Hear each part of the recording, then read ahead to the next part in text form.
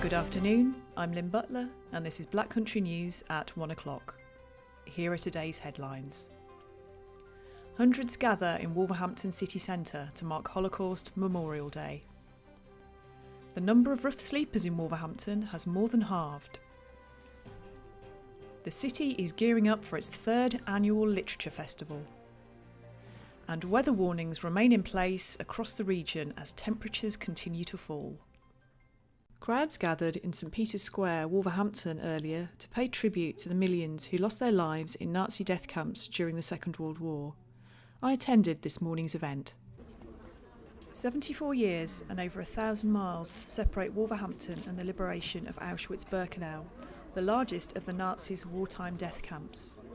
But today the city has come together at its cenotaph to remember the 6 million killed during the World War II genocide ahead of Holocaust Memorial Day. Excuse me please, ladies and gentlemen, civic party coming through, excuse me please. Faith groups from across the city and the religious spectrum gave readings.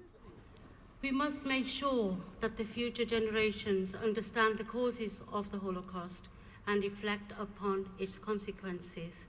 Yitgadal v'yitgadash shemei rabah ba'alma. One day I decided to leave my country. It was a very hard decision, but there was no other way.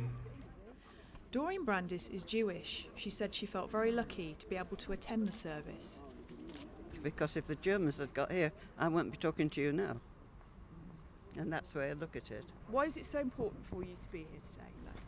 But because of what respecting the dead, that's why I come. And if I can't come and stand here for half an hour after what they've gone through, that's it. That's the way I feel.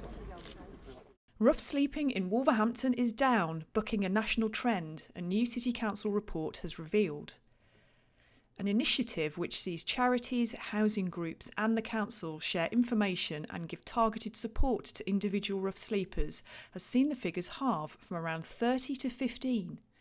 Council leader Roger Lawrence said despite the fall in rough sleepers, there was still much work to be done. The work that we've done through our task group has, I believe, been at the cutting edge of attacks on her homelessness problem. But nevertheless, there is no room for complacency. There is much more that we need to do to challenge not just the needs of homeless people, but to also tackle the fundamental social problems which lead to people being homeless.